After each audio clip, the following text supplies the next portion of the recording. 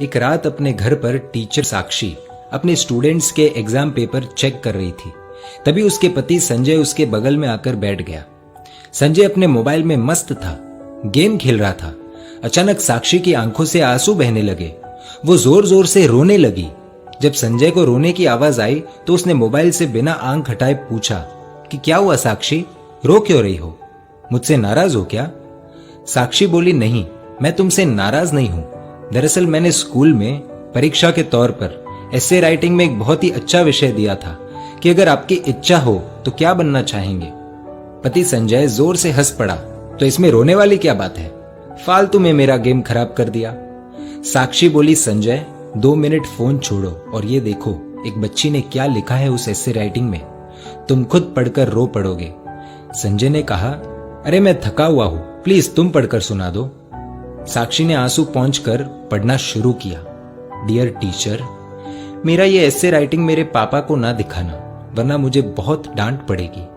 मैं जब भी घर जाती हूँ तो मेरे मम्मी पापा मोबाइल में बिजी रहते हैं। मेरी तरफ देखने का भी बहुत कम टाइम मिलता है उन्हें। मोबाइल का इतना ध्यान रखते हैं वो, इतनी केयर करते हैं मोबाइल की। वो मुझसे ज्यादा तो उनके फोन से प्यार करते हैं। मेरे पापा और मम्मी शाम को थक जाते हैं, लेकिन उसके बाद मेरे साथ वक्त नहीं बिताते, अपने मोबाइल के साथ वक्त बिताते हैं। उनके पास उनके मोबाइल के लिए बहुत समय है, लेकिन मेरे लिए बिल्कुल भी समय नहीं है। मैं 3 बार बुलाती हूँ तो मेरी आवाज उन्हें सुनाई नहीं देती और मोबाइल की हल्की सी रिंगटोन भी बज जाए तो अपना काम छोड़कर मोबाइल देखते हैं। मेरी इच्छा होती है कि मेरे मम्मी पापा मुझे अपने हाथों से खाना खिलाए, लेकिन खाना खाते वक्त भी उनके एक हाथ में मोबाइल ही रहता है। मैंने तो सुना था सुबह उठकर एक माँ अपने बच्चों को उठाती है, देखभाल करती है, लेकिन मेरी मम्मी सुबह उठते ही मोबाइल देखती है, मुझे कभी नहीं उठाती। मेरे पापा अपने मोबाइल में पूरे दिन फालतू वीडियोस देखते हैं, हर समय गेम खेलते रहते हैं, लेकिन अगर मैं उनके पास मेरा कोई काम लेकर जाऊं तो कहते हैं बेटा आई एम बिजी। इतना ही नहीं, अब मेरी मम्मी ने खुद के वीडियोस बनाने शुरू कर दिए हैं, इसीलिए कई बार रात में देर से सोती है तो सुबह देर से उठती है। और सुबह जब मेरा टिफिन तैयार नहीं रहता तो मुझे पैसे देकर कहती है कैंटीन में खा लेना। मेरे टिफिन से भी ज्यादा जरूरी मम्मी को उनका स्मार्टफोन है। हाँ, डॉटर्स डे के दिन दोनों मेरे साथ फोटो लेते हैं, और वो मेरे लिए नहीं, अपने अपने स्टेटस में डालने के लिए, जिससे दुनिया को पता चले कि वो भी ट्रेंड के साथ चल रहे हैं। वीडियो कॉलिंग पर अपने दोस्तों के साथ 1-1 घंटे तक बातें करते हैं, लेकिन जब मैं कोई कहानी सुनाने कहूँ तो कहते हैं बेटा इंटरनेट पर सुन लो।